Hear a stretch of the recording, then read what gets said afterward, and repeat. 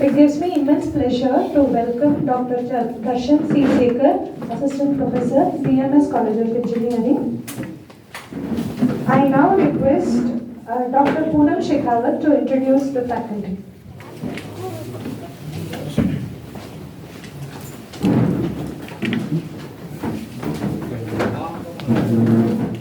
Dr.SreeKeshava holds a PhD in Geotechnical Engineering from the National Institute of Technology, Karnataka, Surathkal, along with a master's degree from the University Visvesvaraya College of Engineering and a bachelor's degree from the Global Academy of Technology. Currently, he is serving as an assistant professor at the Department of Civil Engineering, BMS College of Engineering, Bangalore. Dr. Darshan's expertise extends to geotechnical consultancy, and he has contributed significantly to research in the field with publication in the reputable journals. His research interests include soil stabilization, lithomargic clay, and the utilization of materials like fly ash and blast furnace slag in geotechnical applications. As an engaged academician, he has actively participated in various administrative roles, including NBA and NET coordination. Dr. Shekhar is also a recognized trainer for L&T Construction Training and Education Academy, CTEA, Mysore, and has delivered technical talks and lectures at both national and international forums. His commitment to professional development is evident through his attendance at numerous workshops, seminars, and conferences. Dr. Shekhar is a member of Association of Consulting Civil Engineers India and has contributed as a reviewer for esteemed journals in the field of construction materials and geotechnology. I welcome you, sir, at the JIT. I request you to deliver the technical section.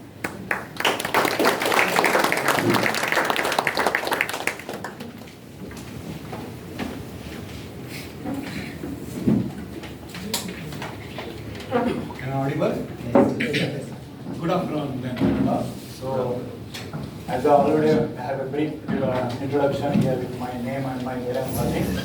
So today my topic will be regarding the topic called as studies on the lithomargic clay stabilized using granulated blast furnace slag and the cement. It was mainly my PhD topic when I was pursuing my PhD at NIT. The same, almost the same thing I am going to deliver here today. So this will be the contents of the presentation. And coming to the background, why do you require ground improvement? Because in this case, rapidly industrialization. Because of rapid industrialization, there is a growth of the economy. And however, whatever it is, finally, everything should be coming in terms of infrastructure. And nowadays, what is happening? We don't have very good kind of soils. Very good kind of soils because in earlier times, what used to happen? When we used to buy a site for our construction of residential houses, we always used to look at where is it located. Whether it's located in the valley kind of thing, whether there's a water stagnant there, all those things we were able to identify. And then based on that thing, we used to select our sites. Our means our previous generation. But nowadays what is happening? Now we have only those kind of sites which are placed in those poor kind of soils. For us, soil doesn't mean that it is poor or bad. It mainly depends on what is the type of application of loading you are going to apply on the site, soil. So in that case, one of the methods to improve the properties of the soil means the site condition is something called as soil stabilization. So in that soil stabilization, here the soil which we have considered is called as lithomargic clay. Here the word is a technical word for the given soil called as lithomargic clay, and it is only available in the western coast of India, ranging from Cochin to Goa, so Kerala to Goa there. And as the name indicates, clay here doesn't indicate the type of soil here. It's a misnomer. This soil here is mainly a silty kind of soil material. But in terms of our literature, it has been mentioned as lithomargic clay. The same thing has been utilized for our technical content here. But we generally call this soil to be locally available name is called as shady soil. And this shady soil, the problem with this kind of soil is, even though if it is a hard lump of soil, if I place it in a stagnant amount of water, there is no running water, place it in a bucket of water, this soil will immediately break into finer fragments. Even though it was made of like aggregate kind of member here. So that was a major problem with regard to this soil. And because of these conditions, especially construction of activities, especially on this type of soil, there was more amount of settlement which was happening, the bearing capacity was very, very poor, and that was the reason there was a need for the above that was with regard to ground improvement technique. And how do I change the values of this ground improvement now? What are the materials available? What are the methods available? So one of the things is, what are the materials which are going to utilize to improve this property? So as we are aware, generally what we tend to do, we directly take it cement, just combine that with the cement, soil and cement, and what will happen? The soil will almost act as a cement body, almost like a concrete. The strength of the soil is almost increased, enhanced.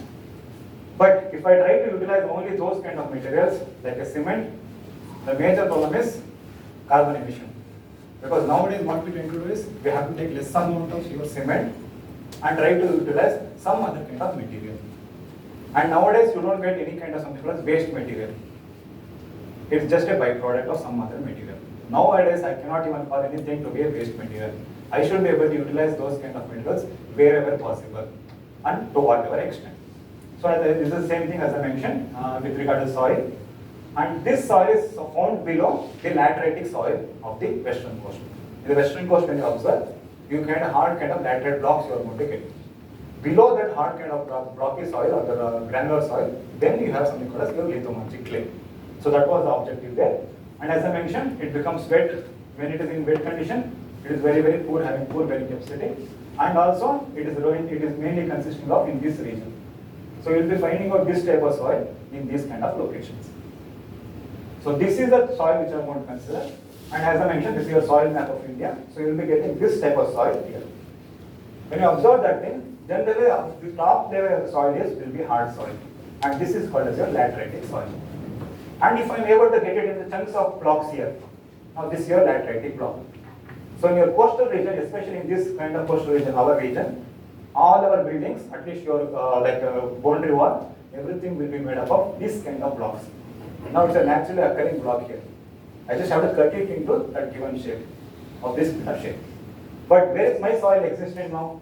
Now, as I mentioned, this is the top soil. It's almost like reddish in color because you will be able to identify this soil, especially whenever there is more amount of rainfall and more amount of your sunny rain. Means it is more sunny in that region. So what is happening in this western coast? You have high amount of rainfall, again high humidity, and again temperatures are very, very high. That is the reason that is this type of soil formation has been formed here.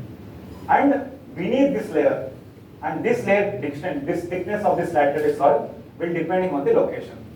It can be probably for a 2 meters depth, or it can be for probably a 10-20 meters depth. But beneath that level, what is happening? You are getting this type of soil here. Now this is your lithomargic clay which you are going to consider. For us, whenever you are encountering the soil, the foundation soil in this region, there it was a necessity. I have to improve the properties of the soil because the soil is more amount of a silty kind of nature. And whenever there is flowing water, it will be eroding because there is high amount of rainfall in that region. The water gets eroded. So it was our concern. The same thing as I mentioned. I have mentioned here something. Then this lithomargic clay soil, as I mentioned, is mainly kind of a silty kind of material, and it is almost yellowish or pinkish or whitish in color. And if you can take a lump of that soil, it is easy for you to break into finer fragments. You do not use a hammer also here. So this is how the consistency of this soil is very, very less. There is very more amount of silt is available, and because of these things, there is more amount of settlement which is going to happen if I make any construction activity on this kind of soil. So that was our objective here. But generally, what is the practice? We have a hard strata, or in this case, what is happening? You have a hard strata. This is your lateritic soil, and this is your lithomargic clay. And beneath that, you have something called hard rock. But generally, when you observe our soil layers, how do we do? It is generally, soils will be poor in nature. With the depth, what is going to happen? Improvement of the soil will be there naturally, and finally, you should be getting the hard rock. But now, in this case, it's kind of reverse. The strongest layer is at the top, but the weakest layers are somewhere in between. That is one of the characteristics of this kind of soil. So the materials, other materials which we were trying to understand was, this was about the soil. The next part is something called which material can I utilize to improve this type of soil. So one of the materials is called as granulated blast furnace slag. Probably everybody would be aware something called as GGBS. Everybody is using, because nowadays you have something called as slag cement. But now what is the difference of something called as granulated Again, this granulated is something called as, you have a slag here. Again, how do you get slag? Whenever you're having steel or iron industry, you're getting that molten slag, molten steel there, and remaining whatever the waste material is coming through. Because this contains nothing but your molten slag here. This is your iron there, then you'll be getting this slag material. And this slag material will be drenched out. Means like a pipe of water, because it's almost like a liquid phase, they'll pour it outside in the area, wherever the iron industry is available. And what is happened, because there is more amount of, what is happening, still some amount of silicates are there, calcium is available within this type of slag here, it will be forming such kind of particle sizes. Here the particle sizes will be in the range of sand sizes here. And if this sand sizes is ground to fine granulated, then you are going to get something called as ground granulated blast furnace slag. Objective is, if I ground it into a finer powder, what will happen? The reactivity will be much more. That was the objective, and that is what led to turn. But in our case, because this quantity itself is in large quantity, wherever you have an iron industry, they are going to dump this kind of ground here. This is the ground. So in this case, we have visited the site with regard to Koppal here, and this is your slag. The entire acres together of land has been dumped by the slag here, and only some amount of this portion has been utilized for your slag cement or GGBS. But what about the other parts? So that was our objective. Can I utilize this material because it is available in large content and to improve my type of soil? That was the objective. So based on the literature, it was observed that the reactivity of slag itself is very slow. Because we have to compare with something like cement there, the reactivity is it will be less. So that was the thing which was there. And it offers something called as a self-healing ability. What's the self-healing ability? It's almost like lime. So lime is almost after 28 days you get some strength. But after let us 100 days, the strength of the properties of lime is extended, that the increase will be happening. Whereas cement, almost like 28 days you get that is the strength there. Probably only 10% increment will happen. But if I utilize lime there, in the longer run, the improvements will be there. And because in our case, the slag will be having more amount of lime content, that is the reason this kind of properties will be happening. And majoritarily, it will be mainly consisting of your gels. And when you do the microstructure, your calcium silicate hydrates or calcium aluminum hydrates, all those things are the reasons for this improvement. And in addition to utilize your slags, if I try to incorporate cement to some extent, what will happen? Because cement is more like permanent thing. It will harden it on its own. Whereas slag is also can harden to a certain extent, but the strength of that hardened of slag will be comparatively very, very less when I compare it with cement. So that are the things. And finally, when you observe that literature, we found the drawbacks was very few experimental studies were carried out, especially in this type of soil and this kind of material. That was the thing first we identified. And we understood that none of them were utilizing granulated blast furnace slag, because everybody else would have utilized lime and GGBS or lime and cement, any kind of those kind of combination. But rarely we generally utilize because this thing. Because now it's not a product here, manufactured product. Whereas GGBS you get it a manufactured product. For 25 kg or 50 kg you get that back here. But here you are not getting that back. It has been dumped there. You just have to get a letter from your institute or whatever it is. I want to utilize for this kind of purpose. They will always give it to you for free. But the only thing is you have to get it transported to your own location. So finally, I was also, because we want to find out how to apply this thing. Because finally we have to apply something called as for your construction activities. Where do you apply these things? For that thing, finally, if I am able to utilize this in case of your compressed stabilized earth blocks, instead of using cement stabilized earth blocks, can I utilize this amount in terms of that earth block? That was our objectives there. And finally, we have phased our objectives based on these things. So first one was to identify the characterize the soil materials, characterize the materials with regard to GGBS, and what is the effect with regard to these materials with regard to soil, what is the optimum percentage, and then how do I justify this thing? Because nowadays we have to publish, and in case of publication, we have to do something called SCM analysis or XRD analysis. That was the reason. And finally, how do I show it as application? I cannot just only tell you it as it is only an experimental which was going academic project. I should be taking out of the academics part. Where can I apply this?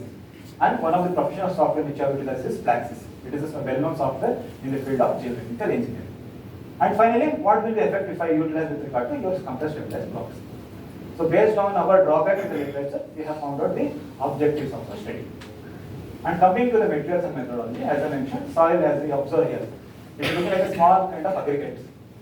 But if I place this soil in a still water, it will fall down. It will become like a slurry. That was a major problem with regard to this soil. And if you observe, it is not entirely made up of salt particles, but it is a fine-grained soil.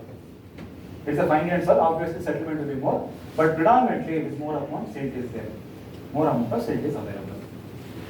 But in this case, if I take the strength properties, because it is a fine-grained soil, the density of the soil will also be less. And also, the strength properties if I consider, because of the fine-grained soil again, friction angle will be less, there is some amount of cohesion because there is more amount of clay here.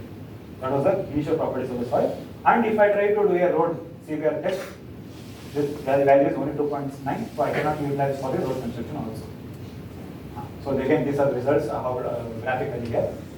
Then coming to the GPS, as you mentioned here, the reference I put up a pencil there. It's more amount of like a sandy kind of nature. Here I'm not trying to put it into the final border. So in that case, but look at specific gravity. It's much more lighter than that of your soil. So because the value is 1.73, but it's mainly consisting of your sand particles. Almost 95 or 99% particles are mainly in range of sand size particles only. And in this case, if I dealt with the related density of 95%, I was able to get a friction angle of 42 degrees. Cohesion is very less, so I can bring it out. But if you observe, the pH is also 9.2. Because if I want my carbonaceous products to be available, the pH should be higher and higher. So whenever you add cement, the water pH should also be there. So one thing, but if you observe again, calcium oxide is in the range of 41% here. 41%. Whereas for your cement, it will be in the range of 60%. So in this case, already 41% of calcium is already there, and 35% of silica is already available here. So the products, ingredients for you to make the hardened properties are already available here. And this again, the graph is related to the grain size distribution. Coming to the results and discussion. Here when I observe, now what is that I am doing? I am replacing my soil with some amount of your slag particles. I am not adding my soil, adding my particles here, I am replacing. Means 95% of the soil is, this is 100% of soil. Here it is 95% soil and 5% of your slag. Here I am again considering with regard to weight batching. Something is related to weight batch. So if I try to apply this kind of materials in the range of this range, again how did I get to know this range? It mainly depends on the literature which was available, and that is how we selected this range. So when you try to improve here, what is happening? The liquid limit values are decreasing. Again, the reason being because you are applying a non-plastic material, so obviously liquid limit particles, liquid limit of the soil will reduce. And because you are adding more and more like a sandy kind of particles, the soil has become like a non-plastic. I will not be able to throw it as a thread. So what is happening? The plastic index value is reducing.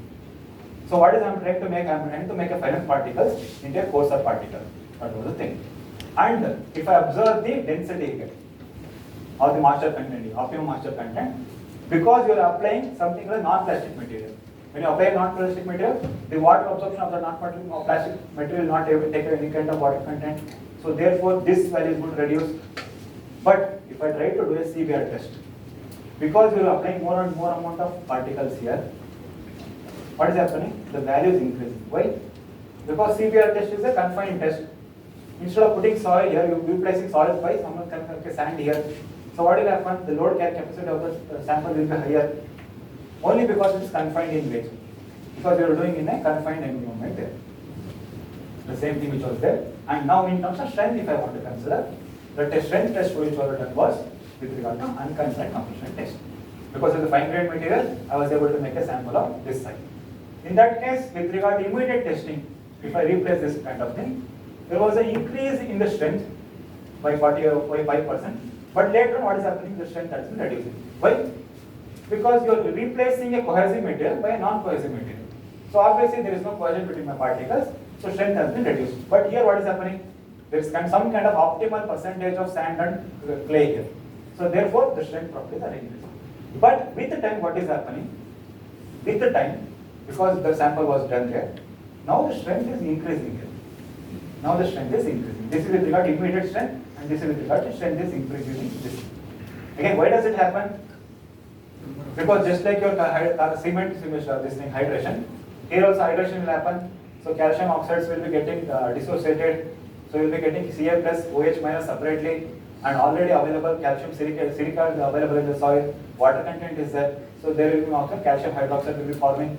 So therefore the compounds which are going to generate will be increasing in strength. You are getting a higher and higher strength. Again, the same thing was also shown with regard to your stress strain curve as well as your non-conforming compression curves.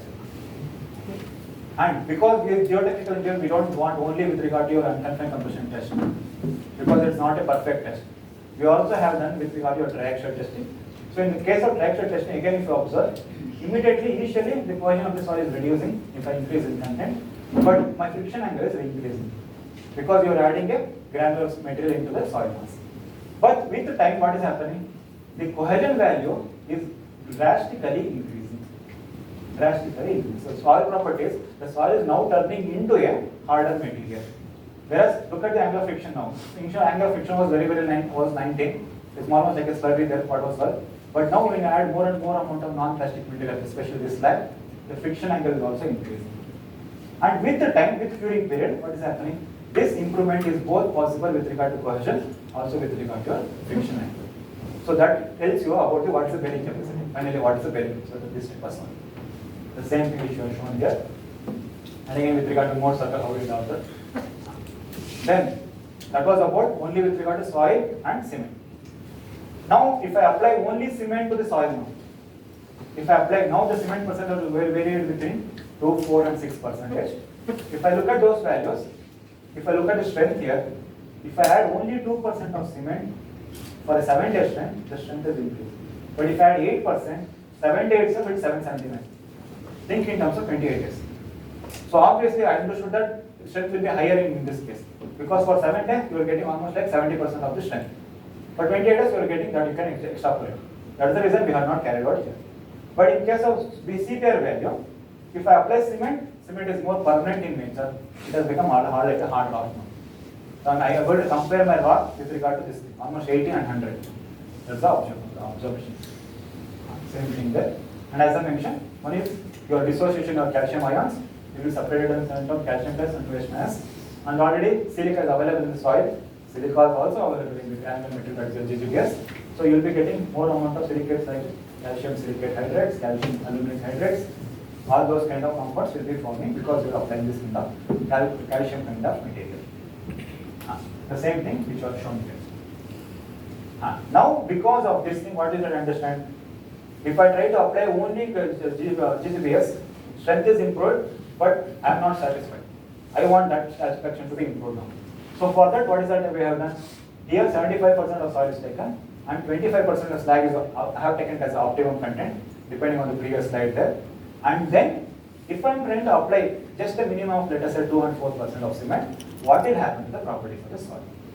But if I observe here, just for the sake of the 28 days here, if I don't apply any cement, it is almost 700. But if I apply only 2%, the strength is almost 1000. Means almost it has become a rock here. 1000 kPa is nothing but 1 MPa, so 1 MPa for us is nothing but rock. So in this case, I have turned my soil into a rocky material. So that was the objective there. The same thing in terms of more certified try to do. The strength properties in this case with cohesion as well as the friction angle both are increasing. Then, if I consider, now I have found the strength has increased. But I have to justify. Justify based on what? One of the test is for us scanning electron microscopy, the other test is for us XRD. Again, for testing for one sample, it takes both together probably 1000 rupees just for one sample. So it's also a very important test.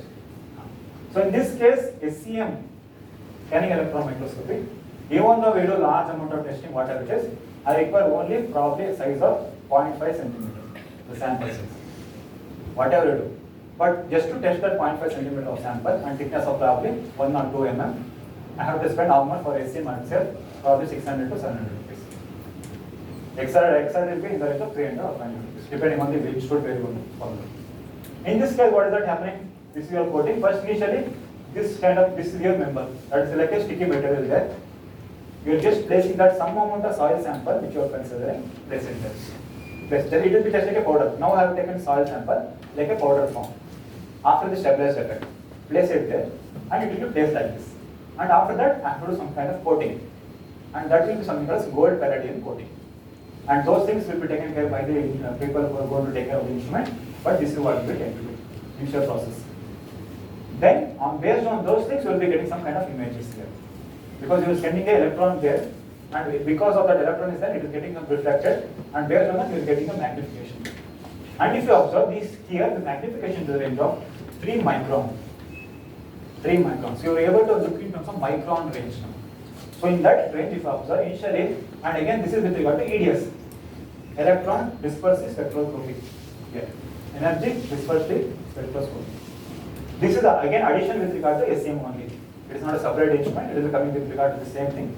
But in this case, this is the image, and I have to select one region of the image. Based on the region which I have selected, you will be getting some kind of things here. This is your EDS. And based on EDS, what does EDS tell you? It only tells you what is the percentage of material compound or the element which is available there. So initially, if you observe only soil here, soil normally like a fabric there. But here, I get alumina, I get silica, I get oxygen. Nothing else. But whenever I am adding GGBS, here, GBFS if I try to add, now there is an additional component, calcium is coming here. So with the time, what is happening? Same amount is 50% is available. But now it has 7 days and 28 days if I observe. Now it is 1.12, now it has become 1.88. So the calcium ionization has been happening, and that is why this region, this value of calcium is available. More and more calcium is available. Therefore, more and more calcium is available means now there is more your exotropic reactions kind of happening with regard to calcium, and your soil is almost getting like a fried in nature. You are like frying the soil internally. And because of this thing, what will happen? The particles sizes will be wherever the voids is available, all those regions are getting filled up by this improved properties of the soil. So likewise, I can also observe now it was soil level was looking like this, but now it has become this. And also if I observe the EDS, the strength of this calcium and as well as whatever it is, this value is also increasing. Means you are getting more and more of calcium, so those properties will be converting with regard to your soil particles, forming up calcium silicates or calcium hydrogens. Here I am not actually bothered where is the entering gate, all those things. Because for a soil paper, we don't generally look into that kind of deep here. We just tell you this is the properties. Same thing was observed with regard to all the properties. And finally, if you observe, initially soil was there, only this is the problem. And 7 days and 28 days if I consider the samples. For 7 days, almost look at these values. It is almost same. Aluminum almost same, silica is almost same. Because both in case of the GBFS and your soil, silica is available, alumina is available, it is getting dissociated here. But look at the values of calcium.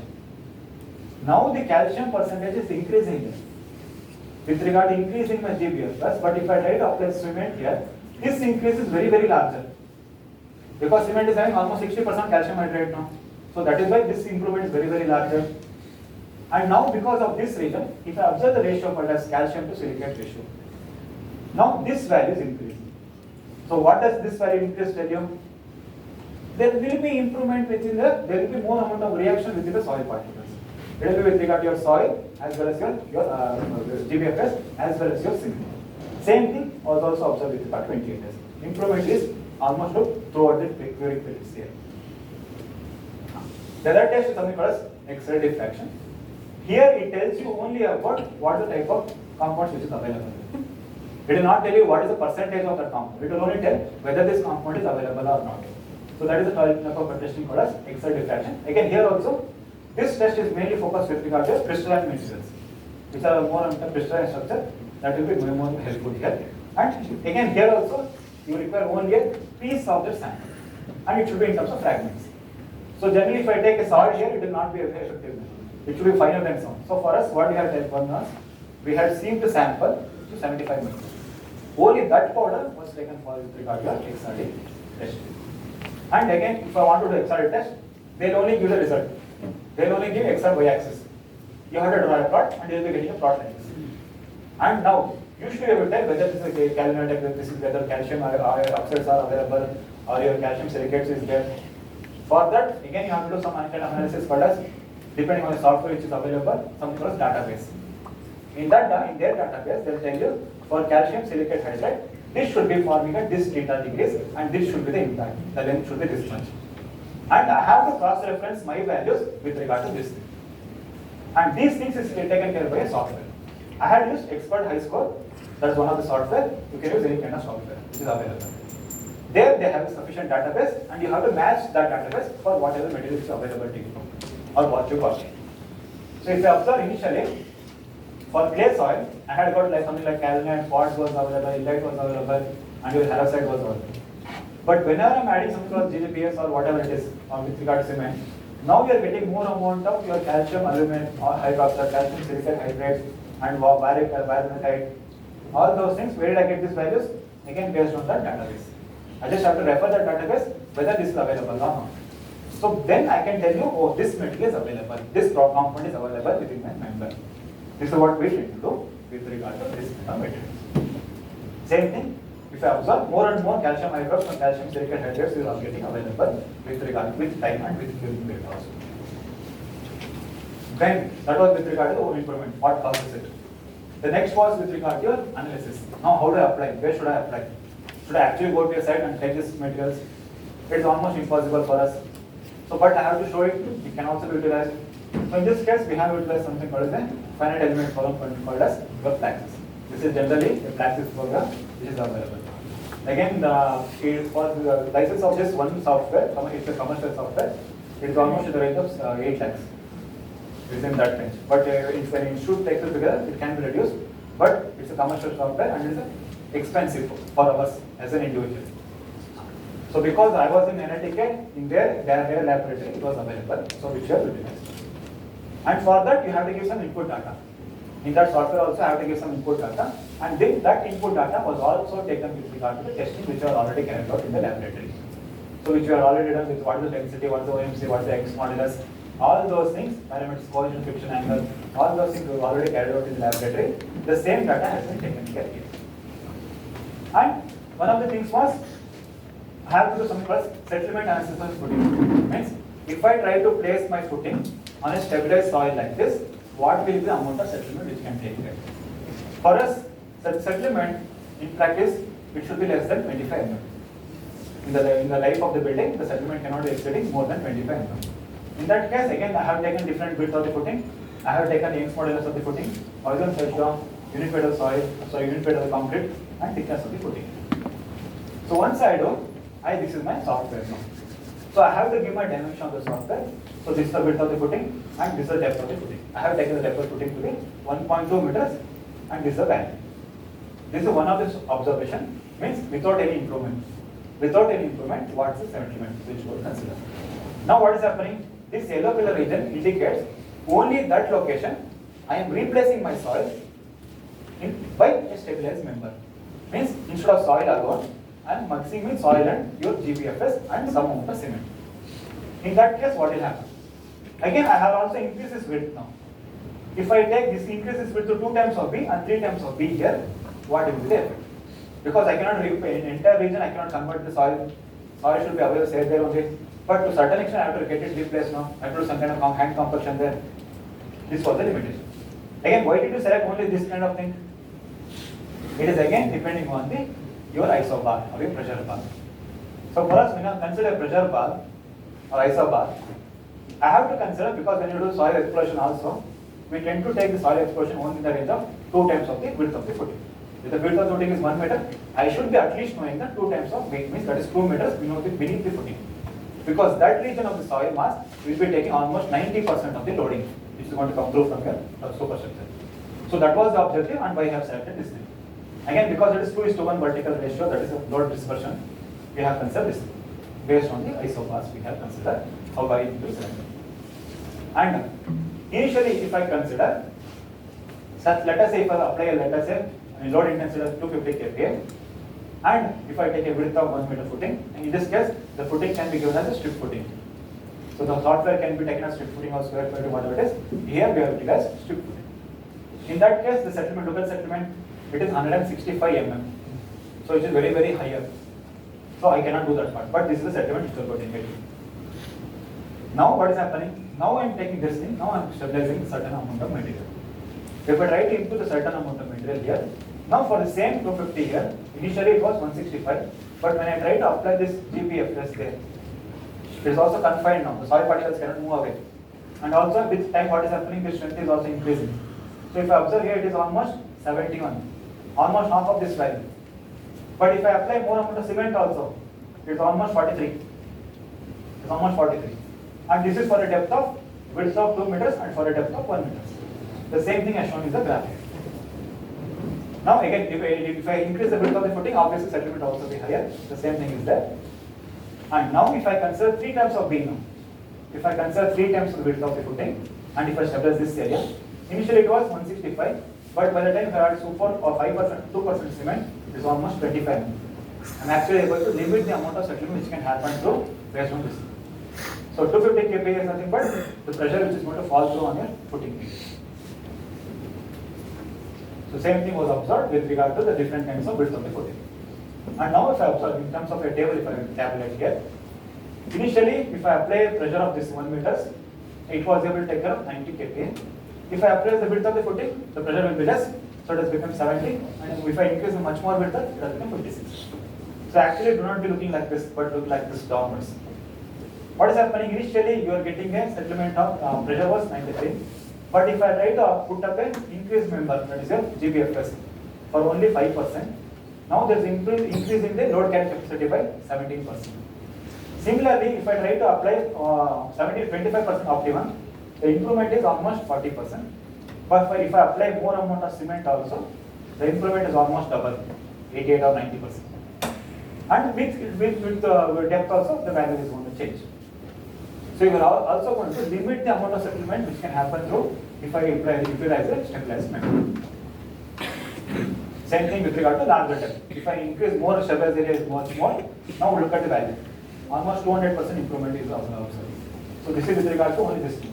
This indicates if this width and this depth is increased, obviously the strength parameters, all the settlement parameters also getting reduced. So that was the same thing which was shown with the in case of a table. Then one of the other application was, can I utilize in terms of an embankment material? Because nowadays you are getting more amount of embankment, you are getting for road embankment, for railway embankment, infrastructure products are getting beyond there. But because in this case, because you have large quantity, soil is already available there, can you utilize this thing? Because then there is no point in, there is nothing kind of leaching which is going to happen, you are not disturbing the environment, everything is same. That was the objective. And here what we have done is, initially we have taken this filter, because it's a bisymmetric, means it is symmetric, we have only considered half of the embankment. We have only considered half of the embankment. And in this case, we have taken, initially it's made up of only unstabilized material, the other one is with regard to your stabilized material. The third option is, stabilized embankment is also available, but that foundation soil should also be improved. What is the effect with regard to foundation soil also? So this was the reason. And initially if I take this thing, obviously if I look at increase the height of the embankment, my factor of safety will always reduce. Likewise, if I increase slope of this inclination here, obviously the factor of safety will also going to reduce. Now, if I try to utilize again, which is also validated by your limiting equilibrium method, because whenever you look at any kind of software, you apply some data, it's going to give some result. And you should be able to analyze that whether that result which is got through is right or wrong. For that, you have to do something called validation, whatever software you can. And here, in the initial case, we have done something related to limit equilibrium method with regard to stroke stability. Means manually also we have to that, and what is the condition, what is the difference.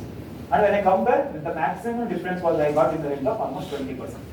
That was the maximum range, and that too in case of that more amount of inclination. If I had taken less amount of inclination, the maximum difference is very, very almost 15%. So I assume that now it is more in concurrence, now I can take it forward. When I take it forward, initially, now this is a stabilized member now. Initially, if I don't use any stabilized member, the factor of safety was 3.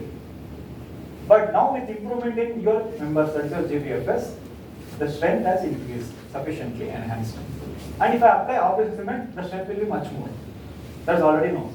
The same thing was observed, but now instead of taking 3 here for 4 meter embankment, if I utilize this 25% of GBFS and 4% of cement, I can get the same factor of safety for a height of an embankment to be 12 meters. Now look at where I am able to get 4 meters, but using these meters, I am going to get same slope for 12 meters. That shows the understanding there. Likewise, now we increase, what we have done? We have increased the angle of inclination, means this angle. Initially it was flatter. That's why you are getting more amount of the factor of safety. Now it has become steeper. So therefore what is happening? The factor of safety is also getting reduced. So next case, even if I get 60 degrees, almost like vertical thing, in that case again the factor of safety is reducing. But if I try to apply these kind of members, that is your GBFS and cement, the strength property or the factor of safety is also going to get enhanced. For us, the factor of safety, when I try to apply for an embankment or a slope stability, it is preferable I always take value more than 1.8. I will not even consider 1.2 to be safe. I at least require more than 1.3 only, then I can call the embankment to be safe. Whether it is made up of soil or a stabilized material. The same thing here, the same thing was also observed in terms of the graph here. So in this case, what is happening? Now instead of stabilizing only this member, I am also stabilizing the half of this height of this member. Suppose if the height of the embankment is 1 meter, here I am stabilizing the meter for 0.5 meters. If the height of the embankment is 4 meters, this stabilized member will be for 2 meters. Means that is nothing but foundation soil, where the embankment is resting. Now I am improving both now. In that case, if I observe, if I improve both, usually we have got a factor of safety of 1.2, but you are actually getting a factor of safety of almost 5. Almost 5. Suppose you don't want to use 5 also, but if I use only this GBFS, look at factor of safety, it is almost double of this value. Almost double of this value. So that was the application part which you want to utilize with regard to the stabilization. Same thing. Now this is the look at the factor of safety. The factor of safety, whenever I am trying to apply this GBFS with addition of cement or lime, in this case cement, the factor of safety is increasing. First case is empty. This is the stabilized member of the embankment, and this is with regard to your embankment plus the foundation material. Same thing was also shown in the bar chart. And finally, where else can I utilize? Because you have large quantity, I have to show some kind of application. So one of the blocks is something called as compressed stabilized earth block. Again, what is the compressed stabilized earth block? You have a soil, you add some amount of cement or any kind of binding material, compact it, make it into a block. Now that is called as a compressed stabilized earth block. In this case, because in opposite to NITK, there is also something called as Nirmiti Kendra. Wherever you have every district will be having Nirmiti Kendra. There also you will have Nirmiti Kendra. And here the size of the block was 30 centimeter in length, almost 15 centimeter in the width, and thickness was almost in the range of 10 centimeter. It is almost like 1.5 brick wall, bigger size wall block. So in this case, because whenever you utilize, I have to utilize for locally available soil also. Because the locally available soil was also laterite soil there. Initially, I also already tested with regard to the lithomargic clay. It is sufficient. I can also utilize for laterite soil. Application, more application. So for laterite soil, this strength, this is the soil here. It is mainly made up of a granular material. It is almost like a coarse-grained soil. And in this case, the strength of the soil was almost 400 kPa. That's the reddish soil which I am speaking about here. And for that case, I found out that almost like 20% was found to be the optimum condition with regard to this soil. If I am replacing the soil with regard to your granulated dashboard slag. 20% based on the strength properties. Strength properties, I found out this to be optimum. Then what is that we do? Generally, we take the in terms of wave patching again here. We are not doing volume patching here, we are only considering wave patching. Here looking at the soil, this is your soil, this is your slag, this is your cement. Again, if you observe, if I look at the volume of soil, if I look at the volume of slag, it will look almost similar. But I have told you the maximum amount I have utilized is 35%. Here, because it is more amount of porous in nature, it is more sandy in nature, it is looking like very, very big. That's the only reason. This is very fine kind. That's why settlements happen. So soil will not feel that amount of soil is available. So then you do some kind of dry mixing there. This is your soil, slag, and this is your cement, last part. Because you are adding cement in the range of 4 and 8% here, your cement, and then do the dry mixing. This is with regard to your lithomargic clay. And this is separate with regard to laterite soil. Don't assume that it will become like this. This color is with regard to lithomargic clay, that is the type of soil. This is with regard to lateritic soil. For lateritic soil also, if I try to apply this cement and this slag, this is what we will do. Again, I will go after dry mixing, you will be using water content. Again, what is the water content you will be using here? It will not be your optimum moisture content. If I try to utilize only optimum moisture content, I will not be able to press it. I have to use more amount of water content here.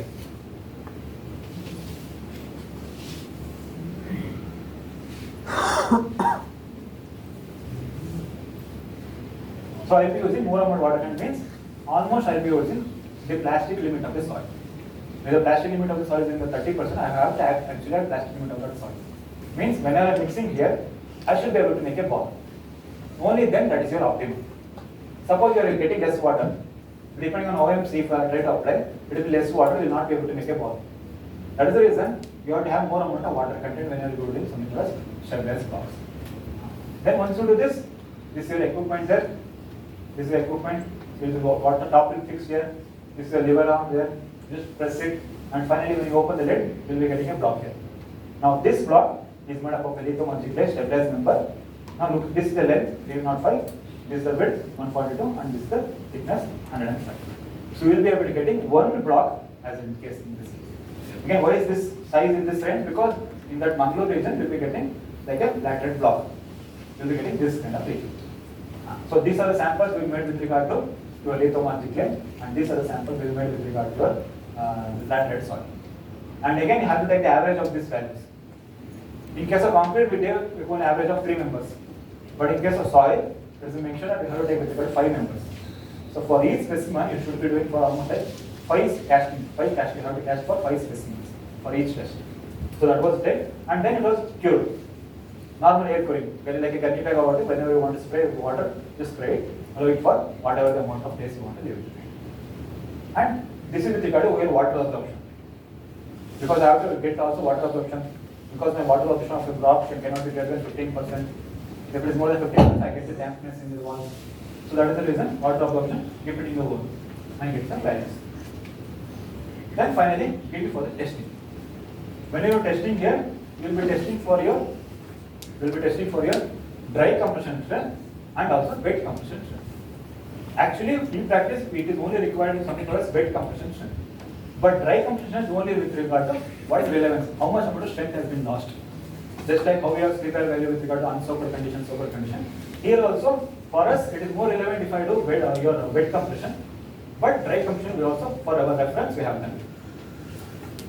Then if I observe, with regard to lithomargic clay alone, if I take, I am getting almost 1 MPa value. But the desired property for any kind of block or any kind of brick is 3.5 MPa. So my target should be, I should be able to achieve something called as 3.5 MPa. Where do I get that 3.5 MPa? But why I am not able to get wet compression? Because when I am immersing in water, the soil is getting dispersed. It has become, it is not be like a block, it has become a settling property. Even though if I am applying GBFS also, because this is almost not like a cement, it's like a byproduct of cement. It's not getting that kind of strength here. Here also, that whenever I put it in water, the strength, the soil particles were dissociated. Means it was not able to retain the shape. That is the reason, in this case, we have utilized almost like higher percent of cement. Higher percent of cement. Again, it also depends on the type of soil. Because ours is a fine grained soil. If I try to stabilize with fine grained soil with cement, the percentage of cement will be higher. So in that case, if I observe here, but for me, I look at only this wet compression strength. Even though if I apply 25%, it is not satisfied for me. For me, the target is 3.5 MPa. So that is the reason we have taken for higher amount of cement, 10% of cement, 3.63, and 12% cement, 3.94. Correspondingly, my water absorption values, whatever it is, it should have been less than 15%. I was able to get them less than 15%. So my two of my goals, one is your water absorption, other one is something called wet compression. Both are matching. These members here. Again, the same graph. Here you don't get the red color one because when you are immersing water, the soil particles have been dissociated. Then with regard to your 28 theory here, but now it is only with regard to laterite soil. Initially we had discussed with regard to lithomargic clay for 28 days. Now if I use this laterite soil, I already assumed that optimum is 20% here. In this case, what is strength? If I observe, because laterite soil is made of coarser material, here the strength properties is almost higher. But here also, 4% cement is not sufficient for me. Here, the maximum amount I can take it with regard to 6%. But in the previous case, even for 6%, I was not able to achieve. That is the reason, because cement stabilization will happen. That is why whenever I have fine grained soil, lime stabilization will be having more effect, or it will be happening with regard to less expense. If I try to stabilize with cement, I should be putting more amount of cement. That is the reason, depending on the type of soil, whether it should be stabilized with lime stabilization or cement stabilization, it will change. In this case, as I mentioned, here I was able to achieve this thing with less percent of cement or almost 6%. I was able to achieve that values of 3.5 ppm. So that's it. So finally, because I don't want to conclude here. These are again whatever it is. So I was able to finally just tell you what to tell you. We were able to get the practice there. What are the materials available was available, and try to utilize that material for the maximum extent. What is possible within the given time of work. You cannot do much more, but what is relevant? How do you justify your work? And again, these are things, and we had got some good publications. All are your focus in the publication, and more than 100 citations for this. That is it.